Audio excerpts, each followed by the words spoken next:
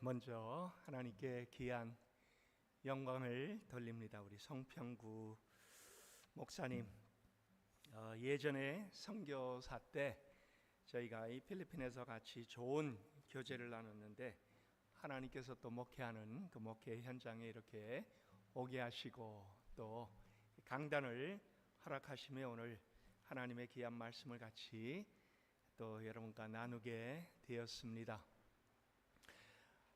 이민 사회 또 여기에 공부하러 오신 분들도 계시죠. 무슨 말씀이 필요할까 하다가 제 마음속에 하나님께서 주신 감동이 있어서 그걸 함께 나누기를 원합니다.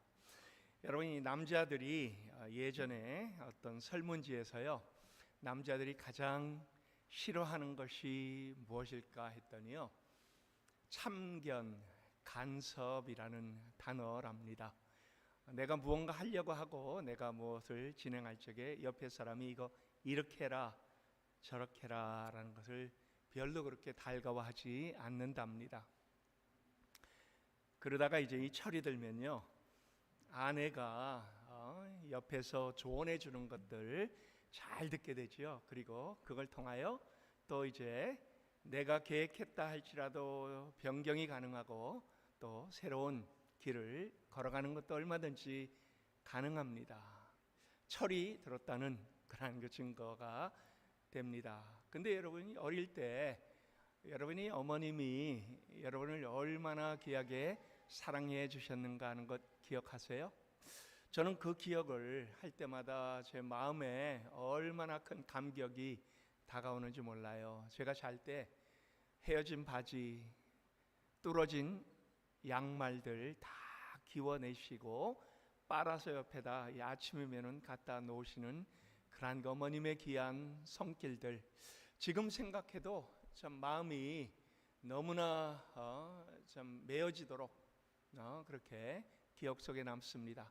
소풍 가는 날이면은 일찍 일어나셔갖고 김밥을 싸서 준비해갖고 그 다음에 아들에게 이렇게 모든 것들을 참 눈물로 기쁨으로 헌신하시던 그 모습, 여러분 이걸 가지고 우리가 참견이라고 합니까? 간섭이라고 합니까? 절대로 그렇게 얘기하지 않습니다.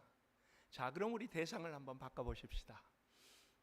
하나님께서 천지의 주제이신 하나님, 모든 역사를 이끌어 가시고 그 다음에 섭리로 오늘 이 땅의 모든 일들을 주관하시는 하나님께서 여러분의 삶에 들어오셔서 여러분의 삶에 가장 가까이서 인도하시고 주장하신다 한번 생각해 보세요. 우리의 마음에 엄청나게 큰 감동으로 다가옵니다. 그렇죠? 여러분, 그걸 갖고 우리가 간섭이다, 참견이다 그렇게 얘기하지 않습니다. 하나님의 주권적인 역사 속에서 나를 바꿔가시는 능력의 손길이다, 이렇게 우리는 얘기합니다. 우리 믿음이 그렇습니다. 우리가 하나님을 깨달아 갖고 돌아온 것 아닙니다. 우리가 하나님을 어느 날 알아갖고 나 믿음을 가지고 이제는 하나님의 자녀가 되겠다 한 것이 아니죠. 이거는 완전히 하나님께서 우리에게 허락하신 은혜입니다. 우리 찬양대 성가대에서 모든 것이 은혜 이렇게 귀한 찬양을 불렀습니다. 당연한 것 하나도 없었던 것은 왜요? 하나님의 은혜이기 때문입니다. 우리가 세상을 향하여 달려가던 그 길에서 교회가 뭡니까? 불러내심을 받은 하나님의 공동체입니다. 바로 우리예요. 그렇지요? 목적이 눈에 보이는 거였고 세상의 성공이었습니다. 근데 하나님께서 오늘날 여러분들을 불러내셨어요. 그리고 방향 설정을 반대로 해주셨습니다. 이제는 더 이상 세상이 우리에게 목적이 아닙니다. 성공이 목적이 아닙니다. 내가 크고 내가 모든 것을 다 가지고 있는 것이 목적이 아니고요, 이제 우리에게는 영원으로, 그리고 이제 우리에게는 가치관이 바뀌고 우리의 삶의 목적이 바뀌고 또 모든 우리의 삶의 걸음걸이가 하나님 안에서 하나님과 동행하는 그러한 그 믿음의 길이 되었습니다.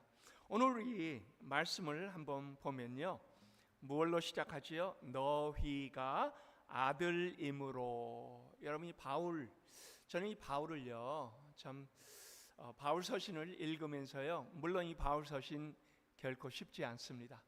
근데요, 바울은요, 우리에게요 툭툭 던져주는 단어가 있습니다. 그리고 그 단어를 붙잡을 때 바울 서신이 우리 눈앞에 그림처럼 펼쳐집니다. 제가 이 신학교 다닐 때요, 저는 이 필라델피아에 있는 웨스트민스터 신학교를 다녔는데요, 그때 아주 특별한 교수님이 계셨어요. 물론 그분은 신학하기 전에요, 하버드에서 수학 PhD를 받으신 분인데, 그 다음에 이제 신학을 하면서 본 포이트레스라는 그런 그 교수님이요, 우리에게 이제 바울 신학을 가르치면서 이런 얘기를 했습니다. 바울은 글로 그림을 그리는 사람입니다. 여러분, 이 그림은 뭘로 그립니까? 그림은 캔버스에다가 물감으로 그림을 그립니다, 보통은. 근데요, 바울은 글로 그림을 그려서 우리 눈앞에 펼쳐준대요. 그러면서 바울 서신을 읽으면서 바울 서신에 나타나는 단어 하나하나씩에 우리가 강조해 갖고 그걸 통해서 눈앞에 한번 그림을 펼쳐보라. 우리에게는 무한한 그림이 우리 눈앞에 보여질 것이다 라고 얘기를 합니다. 우리의 상상력을 동원하고, 그리고 그 안에서 우리가 가지고 있지 못한 그러한 어떤 꿈적인 그러한 그 모습들이 우리 눈앞에 펼쳐지는 바울의 글솜씨, 오늘도 바로 그것이 우리 앞에 나타나고 있습니다. 너희가 아들이므로 하나님이 그 아들의 영을 우리 마음 가운데 보내사 아빠 아버지라 부르게 하셨느니라. 아주 특출한 표현이 이 속에 들어 있습니다. 아빠 아버지. 옛날에는 영어로 그냥 아바 father 이렇게 되어 있어 갖고요, 우리말로 아바 아버지라고 썼는데요. 근데 보니까는 여기에 새로운 개역 개정에 보니까요, 아빠 아버지라 이렇게 표현을 했습니다. 하나님께서요, 우리에게 허락하신 특권이 뭔지 아세요? 하나님을 그냥 멀리 있는 어떤 신적인 존재로 놓고 우리가 기도하는 대상이 아니고요, 우리 하나님은 우리가 매일매일 그냥 캐주얼하게 부를 수 있는 아빠, 이러한 분으로 우리 곁에, 아니면 우리 가까이 다가와 계시는 분이다. 그리고 바울은요, 그것을 여러분들의 신앙에서 활용해라 라고 우리에게 지금 도전을 하고 있습니다. 저는요, 저희 아버님이 2021년 팬데믹 기간 중에 21년 1월 달에 아직 백신이 나오기 바로 전이에요. 코비드로 인하여 하나님께서 불러 가셨습니다. 얼마나 참 마음으로 그때 서운했는지 몰라요. 근데요, 저희 아버님은 이북에서 잘하시다가 이제 피난 때, 6.25 피난 때에 남한으로 내려오신 분이세요. 얼마나 엄격하셨는지 몰라요. 그래서 저는 저희 아버지를 아빠라고 한 번도 불러보지를 못했습니다. 굉장히 엄하셨어요. 그리고 저희 누님, 그리고 제가 이 쌍둥이입니다. 저희 형제들에게 엄격한 것들을 요구를 하셨어요.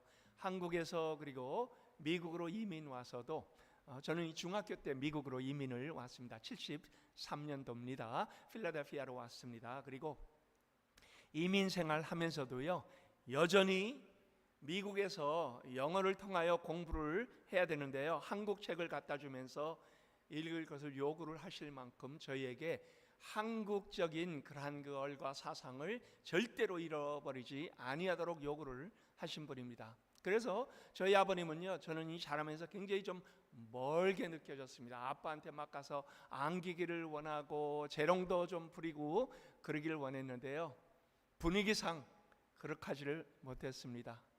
근데요, 제가 결혼하고 이제 아들을, 물론 이 딸 아들이 있지만 이 딸하고도 그랬는데요. 저기 아들하고는, 막내 아들하고는 관계가 좀 특별했어요. 얼마나 이 친구가 저를 아빠라고 부르면서 이 달려오는지요. 자라날 땐 조금 이제 위로 층계를 올라가다가 뒤를 이렇게 돌아보고 저만 보이면 그냥 무조건 뛰어내립니다. 제가 이 한눈 팔다가는 큰일 날 뻔 한 적도 여러 번 있습니다. 그냥 아빠하고 달려들어요. 응석을 부립니다. 그리고 참 손 붙잡고 가면서 아버지 아빠의 그리고 아들과의 관계가 바로 이런 거구나. 하나님께서 우리에게 원하시는 하나님과 우리의 관계가 바로 이런 거구나. 그리고요, 그 다음부터는 저는 지금까지 기도하면서 하나님을 하나님 뭐 이런 식으로 표현하지 않습니다. 그냥 아빠 이렇게 표현합니다. 여러분, 만약에 우리가 하나님을 부르는 것이 좀 멀리 계신 분처럼 부르면요, 어떨 것 같아요? 옛날에 우리 한국에서 이 왕을 부르던 그러한 그 모습으로 하나님을 대하는 사람들이 없지 않아 있습니다. 전하, 폐하, 여러분 이렇게 격식을 갖추고 하나님 앞에 나오면요, 아마 여러분들은요, 하나님과의 관계가 그만큼 더 멀어질 겁니다. Your Highness, 영어로 하면 그렇지요. 아니면 Your Majesty, Sir, 뭐 이런 식으로 우리가 하나님을 멀리 놓고 대하기 시작하면요, 하나님은 결코 가까운 분으로 우리의 삶에 다가오지 않을 겁니다. 저는 무슬림 지역에서 오랫동안 사역을 했습니다. 여러분, 우리 무슬림 청년들이요, 무엇에 그들의 마음이 움직여지는지 아세요? 그들은요, 알라라는 그 신적인 존재가 멀리 계신 그러한 그 존재로 생각을 하고 있습니다. 그리고 항상 두려움의, 공포의 대상입니다. 뭔가 잘못하면은 그들에게 심판을 주는 알라, 율법을 통하여 갈 길을 확실하게 보여주는데요, 잘못하면은 가차없이 거기에 대해 대가를 치르게 하는 알라. 그렇기 때문에 그들은 내가 오늘도 제대로 이 길을 가고 있는가, 내가 오늘도 내 삶에서 무언가 잘못한 것이 없는가, 율법을 통하여 내가 무언가 알라 앞에서 반성해야 되는 그러한 그 부분이 있는가. 그리고요, 그들의 제사장들은 그것을 계속 강조를 합니다. 근데요, 제가 그들에게 다가서서 그런 얘기를 합니다. 우리 하나님은 우리를 아빠라고 부르게 하셨다.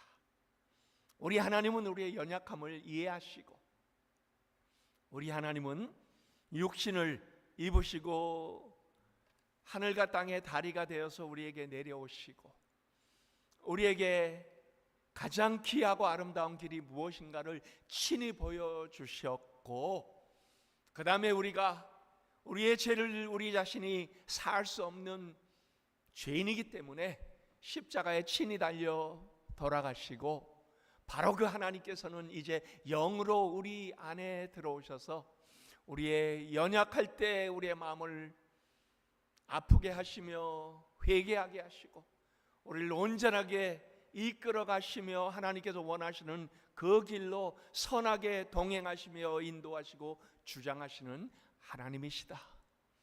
결코 이 하나님은 어떤 컨트롤룸에 들어가서 우리를 하나하나 이 스위치를 가면서 꼭두각시로 인도하시는 하나님이 아니고, 우리의 연약함을 친히 아시면서, 그러나 그것을 채울하신 그 하나님께서 십자가를 통하여 우리를 온전하게 부르셨고, 여전히 우리가 속사람은 변화도 우리의 겉사람은 여전히 죄 속에 아직 계속 매일매일 힘들어하는 그것을 아시면서, 그러면서 다가오셔서 우리를 이끌어 주시고 우리가 바른 길로 가게 해주시는 하나님이시다, 이 얘기를 하면요, 그들을 통하여 여러분이 믿음이 어떻게 옵니까?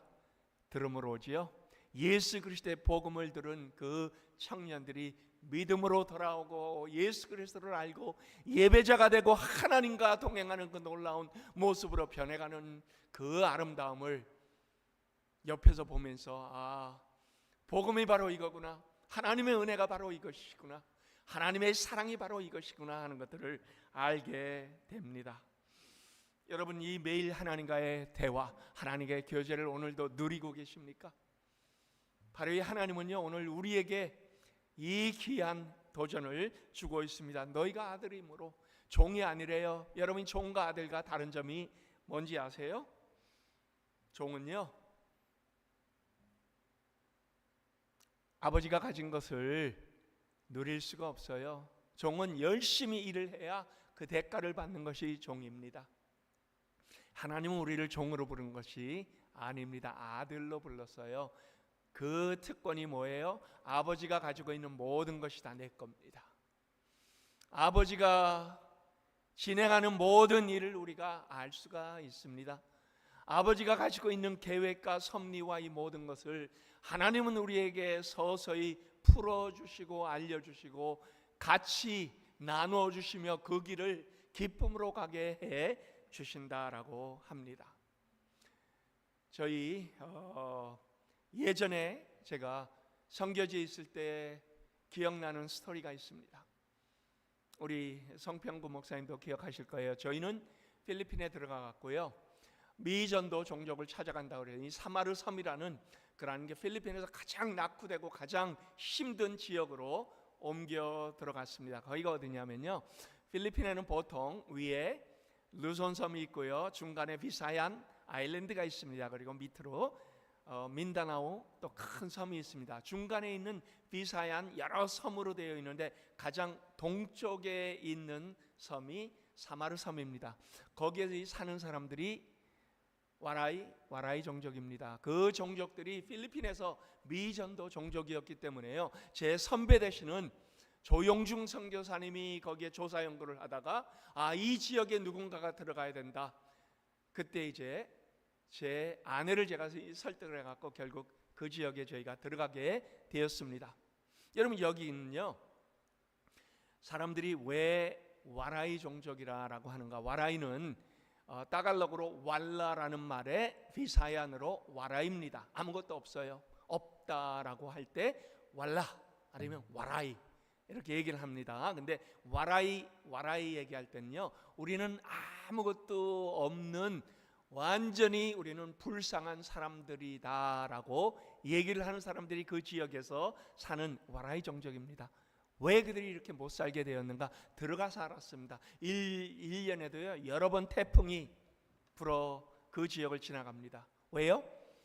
사마르 섬의 동쪽에요, 세계에서 가장 깊은 바다가 존재합니다. 깊이로 따지면요, 에베레스트 산 높이보다 더 깊은 바다가 그쪽에 있습니다. 보통 태풍이 이쪽에서 형성이 돼 갖고요, 우리 한국에도 아니면 일본과 대만과 중국으로 올라가는 그 태풍이 거의 여기서 형성이 됩니다. 그리고 집 간접으로 이 사마르 섬을 거치고 올라갑니다. 무언가 심어도요, 태풍 한번 지나가면은 다 날려버리는 것이 바로 이 사마르 섬입니다. 그래서 아무것도 없어요. 사람들은 미래에 대해서 꿈을 꾸지를 않습니다. 굉장히 어려운 사람들이에요. 그래서 그들에게 예수 그리스도를 통하여 소망을 주기 위해서 그 지역을 갔습니다. 근데 실제로 그 지역에 살다 보니까요, 태풍 때문에 저희도 많이 어려움을 겪었습니다. 근데 여러분이 태풍 때 어떤 일을 우리가 받는지 아세요? 태풍이 지나간다는 소식이 들리면요, 창문을 전부 판자로 다 막아버립니다. 그리고 집안에 들어가고선 한 식구가 같이 한 방에 이불 속에 들어가고 우리는 두려운 마음으로 하나님께 기도합니다. 하나님, 이 태풍이 지나가게 해주세요. 지붕은 막 흔들리지요. 집은 날아갈 것 같지요. 밖에서 나무들이 꺾이는 소리가 들립니다. 엄청나게 비가 쏟아져 내립니다. 근데요, 그 와중에 우리 자녀 셋이 있습니다. 그 한 이불을 덮고 우리는 기도하고 있는데요, 우리 애들은 깔깔거리면서 웃는 거예요. 너무너무 재밌어 합니다. 그러면서 그때 우리가 같이 불렀던 찬양, 평생 이들이 잊지 못하는 찬양이 되었습니다. 바람 불어도 괜찮아요, 괜찮아요, 괜찮아요. 파도 일어도 괜찮아요. 나는 괜찮아요. 왜요? 바람을 만드신 하나님, 파도를 지으신 하나님, 주님 내 안에 계시니까. 우리 같이요. 나는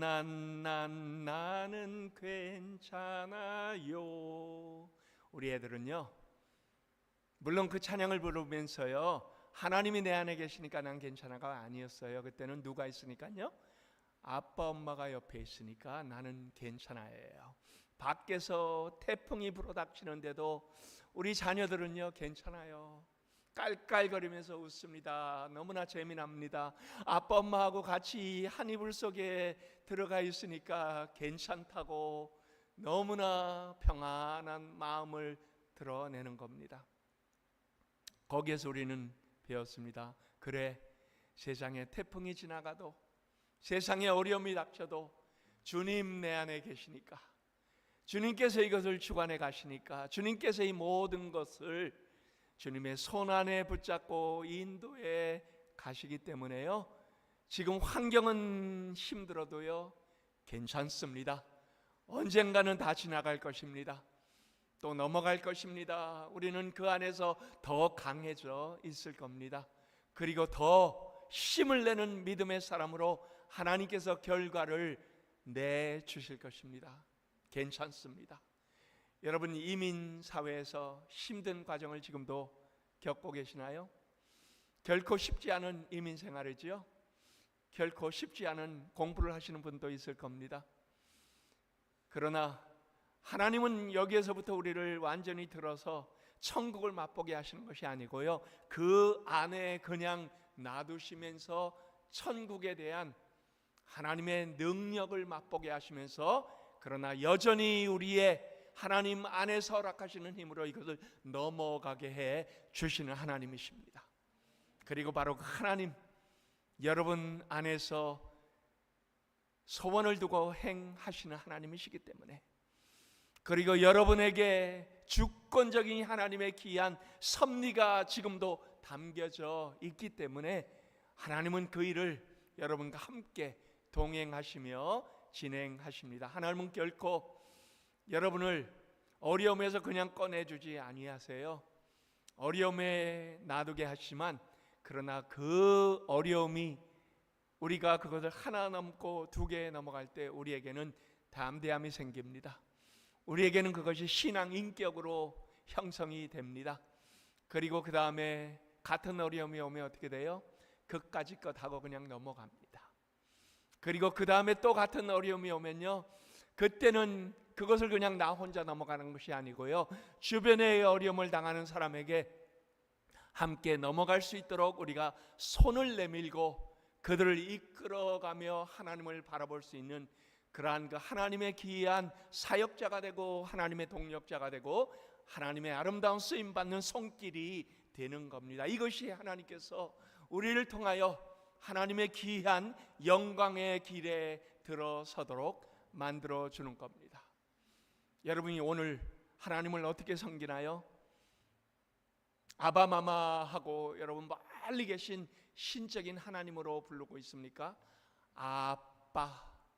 제 아들이요, 어릴 때 저를 부르던 그 아빠 소리가요, 제 귀에는 여전히 울립니다. 근데 지금은 결혼을 해갖고 애기 아빠가 됐어요. 그리고 우리 집을 한 번씩 한 30분 정도 거리에 지금 삽니다. 근데 우리 집을 한 번씩 방문할 땐요, 절대로 노크하고 들어오지 않습니다. 그냥 들어와요. 왜요? 컨비네이션을 알기 때문에요. 그냥 들어와요. 그리고 아빠라고 부릅니다. 엄마라고 부릅니다.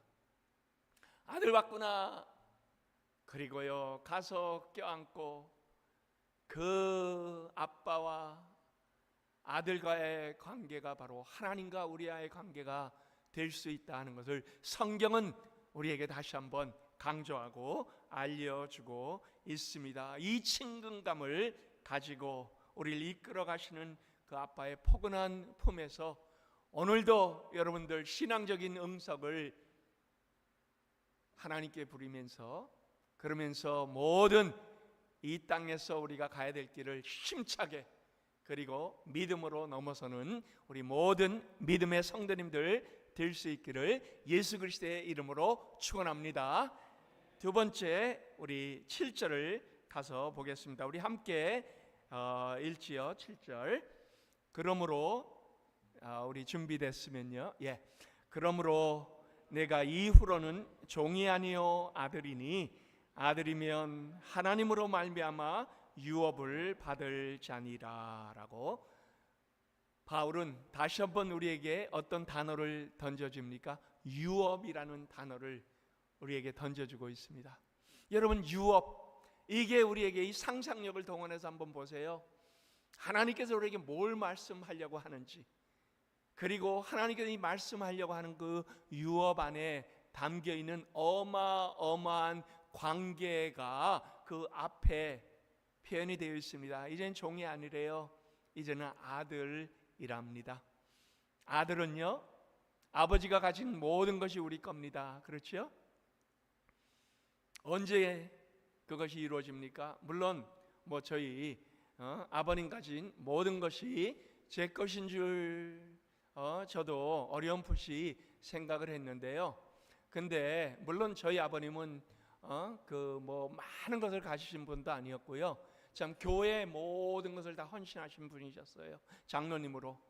그래서 저는 받을 거에 대해서는 별로 그렇게 기대하지는 않았습니다. 근데 보니까 상속은, 우리가 상속자면요, 법적으로는 지금 현재도 여전히 상속자의 신분은 가지고 있습니다. 근데 실질적인 상속은 아버지가 죽은 다음에 이루어지지요. 그렇지만은 법적인 이 구속력만큼은 너무나 분명합니다. 상속자라, 유업을 이을 자다, 이렇게 되어 있습니다. 영어로 heir, inheritor 이란 말이 우리에게 주는 것이 뭡니까? 가지고 있는 모든 자산들, 여러분, 이 세상의 모든 것이 다 하나님 겁니다. 그렇죠? 이 모든 것은 그래서 우리의 것이 됩니다. 근데요, 잘 생각해 보세요. 하나님께서 우리가 기도할 때마다 우리의 요구를 다 응답하시는가? 그건 아니죠. 그리고요, 저도 제 자녀들을 키우면서요, 제 자녀들이 저에게 요구할 때마다 제가 항상 그들에게 허락한 것은 아니었습니다. 그들의 자라나는 그 과정에 따라 그들이 요구하는 것이 있으면 허락할 때가 있고 허락을 하지 아니할 때도 있었습니다. 제 아들이 16이 되어갖고 운전을 시작할 때 만약에 이 차를 사달라고 해, 물론 그렇게 요구도 안 했지만요, 만약에 그렇게 요구를 했다고 한번 생각해 보세요. 제가 그 요구를 들어갖고, 그래, 너 차 필요하지? 당장 내가 차 한 대 사줄게. 여러분이 어떤 아빠입니까? 물론 그런 아빠들 혹시 세상에 있을지 모르겠어요. 그렇지만요, 감당하지 못할 것을 우리에게 허락하지 아니하시는 하나님, 이것은 시험에 있어서도 마찬가지지만 우리가 감당할 수 있는 그러한 그 세상적인 그러한 그 부분에 있어서도 동일합니다. 여기에 하나님은요, 우리가 상속받을 유업을 무형의 자산이다라고 했습니다. 무슨 많은 재산이 아니에요. 부와 명예도 아니고 기업, 재물, 돈, 부동산. 여러분, 우리가 기도한다고 하나님께서 빛과 번쩍한 대궐 같은 집을 우리에게 주십니까? 아니면은 또 자동차, 요트, 비행기 이런 것을 우리가 요구한다고 하나님께서 그래, 너가 기도하는 대로 내가 다 허락하마, 이렇게 허락하시는 하나님이 아니죠. 근데요, 제일 중요한 것을 우리에게 허락해 주셨습니다. 우리의 삶의 분명한 목적과 가치관은, 그리고 그 안에서 무형의 자산들, 우리가 추구하는 것이 더 이상 눈에 보이는 것이 아닌 훨씬 더 크고 영원하고 아름다운 것을 하나님은 하나님의 그 귀한 것으로 우리에게 같이 이것이 너희의 것이다 라고 허락을 해 주셨습니다. 여러분, 인생에 3대 질문이 있어요. 뭔지 아세요? 인생의 이 3대 질문에 대하여 답을 아는 사람들은요, 정말 행복한 사람이라고 합니다. 우리가 어디에서부터 왔는가? 우리가 무엇을 위해서 사는가? 그리고 언젠가 우리가 다 이 세상을 떠날 겁니다. 그러면요, 우리가 이 세상을 마치고 나서 어디로 가는가? 이 세 개의 질문에 대해서 이 답을 아는 사람은 행복한 사람입니다. 그리고요, 우리의 영원한 소망이요, 오늘날 우리의 삶을 분명하게 확정을 시켜줍니다. 우리가 무엇을 목적하고 살아가는가? 하늘에 대한 소망이요, 오늘 우리를 당당한 믿음의 사람으로 만들어 준다라는 거지요. 제가요, 필라델피아 영생장로교회에서 이 목회할 때 손경민 목사님, 여러분이 찬양 사역자 아시죠? 오늘 여러분이 부른 그 찬양도 아마 손경민 목사님이 작사 작곡한 걸로 제가 알고 있는데요. 그리고 행복이라는 그런 그 찬양을 이분이 작사 작곡을 했습니다. 근데 이분은요, 보통 이 찬양과 간증 집회를 할 때요, 간증 속에요, 자기가 찬양을 쓰게 될 때는 하나님께서 그것을 그냥 머리로 쓰게 하지 않고요, 삶을 통하여 체험하게 하신 것이 그 찬양곡으로 나타나게 한다라는 그런 그 간증을 합니다. 삶으로 검증을 시켜주신다라는 거죠. 그래서 그가 쓴 하나하나의 찬양은 철저한 신앙 고백이 됩니다. 감동과 은혜가 가득 찬 그런 그 찬양이 됩니다. 제가요, 이 행복이라는 그 찬양을 그분이 부를 때요, 너무나 마음에 감동이 돼갖고 눈물을 주룩주룩 흘리면서 이 주변을 살펴보니까요, 모두가 다 그러고 있어요. 그 찬양 가사를 제가 여러분들에게 불러줄게요. 이것이 행복이라요. 가슴 깊이 울림을 주는 찬양입니다. 화려하지 않아도 정결하게 사는 삶, 가진 것이 적어도 감사하며 사는 삶, 내게 주신 작은 힘 나눠주며 사는 삶, 이것이 나의 삶의 행복이라오. 눈물 날 일 많지만 기도할 수 있는 것, 억울할 일 많으나 주를 위해 참는 것, 비록 짧은 작은 삶, 주 뜻대로 사는 것, 이것이 나의 삶의 행복이라오. 행복, 하나님 주신 행복, 세상은 알 수 없는 하나님 선물, 하나님의 자녀로 살아가는 것, 이것이 행복이라고. 여러분, 세상이 알 수 없는 행복이래요. 그렇지만 그것은 그냥 비밀이 아닙니다. 믿음으로 알 수 있는 행복, 믿음을 가질 때 이 세상에 가진 것이 없어도, 남이 알아주지 않아도, 그러나 하나님 안에서 우리는 행복을 누릴 수가 있고 당당하게 믿음의 삶을 살아갈 수가 있는 것. 없어도 넉넉하답니다. 가난해도 행복하답니다. 무명이어도 당당합니다. 주눅들지 않습니다. 사명에 이끌려 사는 하나님의 자녀들, 눈에 보이는 것 좋지 않고 목적 있는 삶을 살아가는 것, 여러분이 행복이 뭔지 아세요? 바로 하나님과 동행하는 것이 행복입니다. 제가요, 인도네시아에서 사역을 할 때입니다. 제 아들 얘기를 자꾸 해서 죄송합니다. 근데요, 워낙 참 우리 사이에 아주 추억들이 많습니다. 근데요, 제 아들이 한 3, 4년 전이니까요, 제 아들이 10살 정도 되었을 때입니다. 우리가 살아가던 곳은 인도네시아의 바투말랑이라는 지역이었습니다. 근데요, 거기에 사탕수수가 많아요. 근데 하루아침에 한국에 있는 CJ 그룹에서요, 그쪽에 공장을 내었습니다. 그리고 사탕수수 공장을 통해서 이제 설탕을 만들어내는 그러한 길을 시작을 했죠. 한국 기업이 인도네시아에 들어와서 공장을 내니까 여러분, 누가 그 지역에 들어오겠어요? 주재원들이지요. 예, 주재원들이 들어오기 시작합니다. 공장에는 현지인들이 일을 하는데요.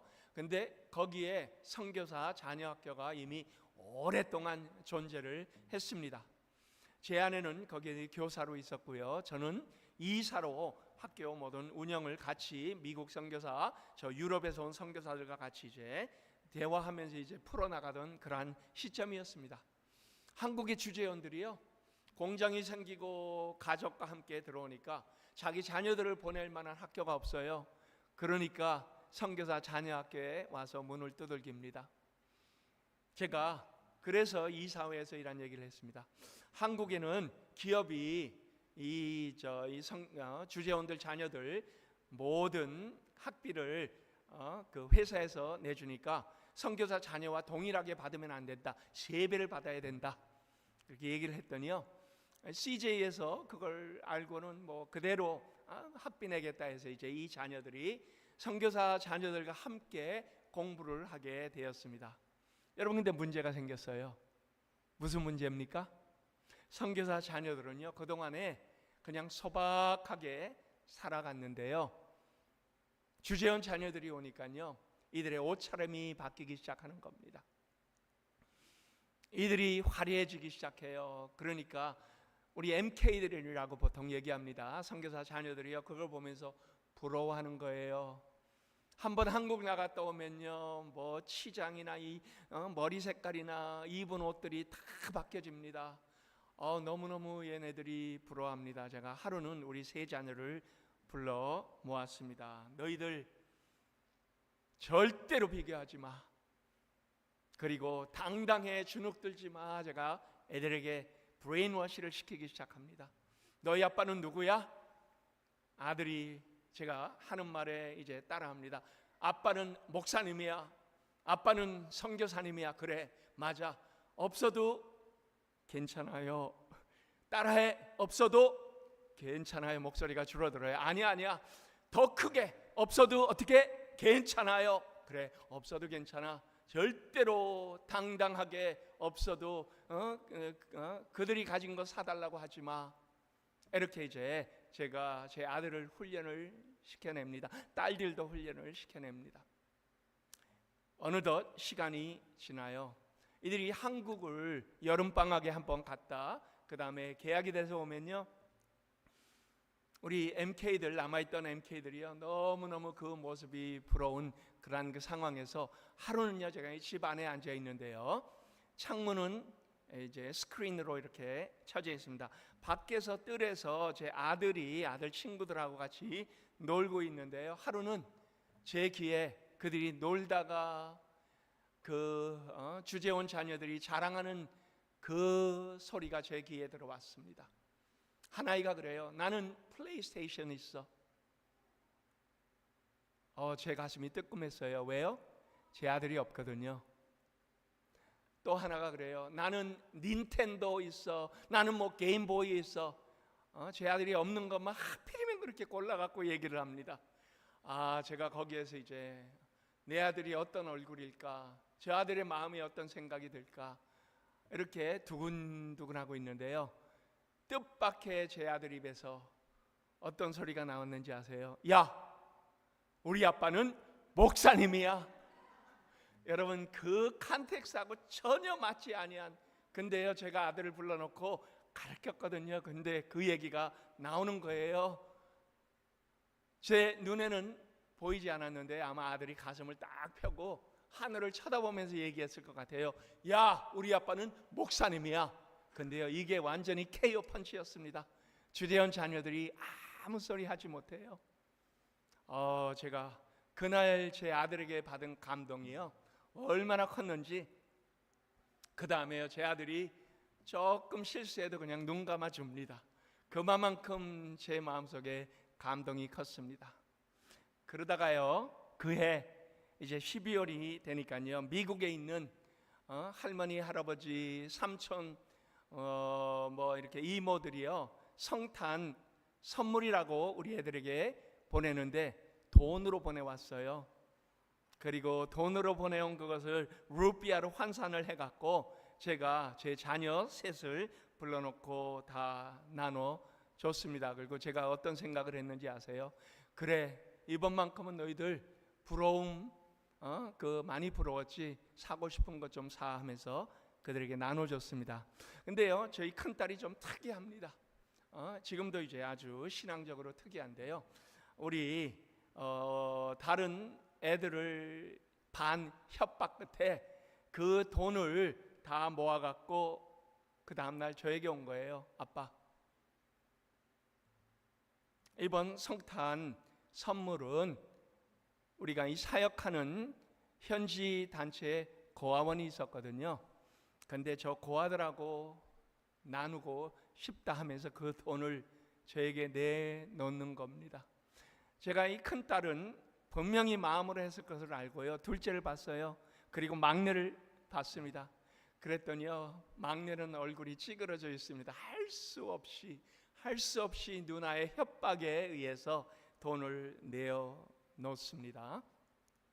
이제 기쁨으로 그 돈을 가지고 이제 우리 크리스마스 때가 되어 갖고 80여 명 되는 그러한 그 거원생들을 또 유일하게 거기에 있는 KFC의 2층을 빌려 갖고 예수님 성탄 파티를 했습니다. 제일 좋은 옷으로 차려입고 와서요, 얼마나들 그들이 좋아하는지요. 그리고요, 인도네시아의 그 고아들은요, 사실은 기독교 마을이 습격을 받고 부모들이 죽은 그들을 모아놓고 이제 형성된 고아원이었습니다. 그 고아들이요, 그날만큼은 마음껏 먹고 얼굴에 너무너무 행복한 그러한 그 모습을 보면서 우리 자녀들이 그 모습 안에 행복을 느꼈습니다. 그래서요, 그날 저녁에 제가 우리 애들을 불러 모았어요. 야, 너희들은 KFC 가고 싶으면 아빠한테 얘기하면 내가 얼마든지 데려다 줄 수 있지. 근데 저 고아들은 평생에 처음으로 가장 좋은 옷 차려입고 KFC 가서 저 즐기던 그 행복한 모습 너희 눈에 보이지. 그리고 나서요, 제가 그들에게 사고 싶은 게 뭐야, 갖고 싶은 게 뭐야 해갖고선요, 그들이 갖고 싶은 것을 나가서 직접 사줬습니다. 그러면서요, 아주 중요한 삶의 레슨, 교훈을 그들과 함께 지냈어요. 우리 하나님은 우리가 내어놓을 때, 우리가 정말 갖고 싶어도 그것을 내어놓을 때, 하나님은 보상으로가 아니고 하나님은 그것을 우리에게 더하여 주시는, 넘치도록 부어주시는 하나님이시다라는 그러한 것을 이 과정을 통해서 우리 자녀들이 배우도록 했습니다. 그런데요, 여러분이 없어도 괜찮습니다. 우리의 살아가면서요, 세상을 우리가 바라보고 달려가는 사람들이 아니기 때문에요, 말씀을 마치면서요, 제가 우리 성도님들께 다시 한번 강조해 봅니다. 여러분, 살아가면서요, 누구와 비교될 때 많지요. 누구는 집이 얼마나 큰데 차가 어떤 차를 몰고 다니는데, 여러분 이러한 비교 여러분이 할 때마다 마음에 주눅이 드세요? 힘들게 어려우세요? 나하고 같이 공부했는데 어느 회사에 들어가서 어느 포지션을 받았고, 여러분 이것 때문에 힘드세요? 그럴 때마다 여러분 뭐 할 수 있는지 아세요? 가슴을 펴세요. 하늘을 쳐다보세요. 그리고 뭐라고 하는 줄 아세요? 우리 아빠는 하나님이야. 예, 우리 아빠는 하나님이세요. 모든 것을 다 가지고 계시는 하나님, 모든 것을 우리에게 다 허락하실 수 있는 하나님. 그렇지만 또 그렇게 안 하시는 하나님. 그렇게 안 하셔도 괜찮습니다. 우리의 분수에 넘치도록, 그러나 우리의 필요를 채워주시는 하나님, 그리고 우리와 동행하시는 하나님, 우리를 통하여 하나님은 우리에게 뭘 주실까가 아니고 우리의 신앙 인격을 얼마나 풍성하게 만들어 주실까, 이게 목적이신 하나님, 그리고 우리의 삶을 통하여 주변에 흘러넘치도록 우리를 사용하시는 하나님, 그래 우리가 이 땅에서도 천국을 살며 하나님 안에서 영혼을 살아가는 믿음의 귀한 자녀들답게 당당하게 믿음으로 하나님의 그 아름다운 자녀의 귀한 우리의 관계를 실천하며 아빠 아버지라 부르며 매일매일 우리의 기도가 하나님 안에서 이 호흡하는 귀한 은혜 믿음의 성도님들 될 수 있기를 예수 그리스도의 이름으로 축원합니다.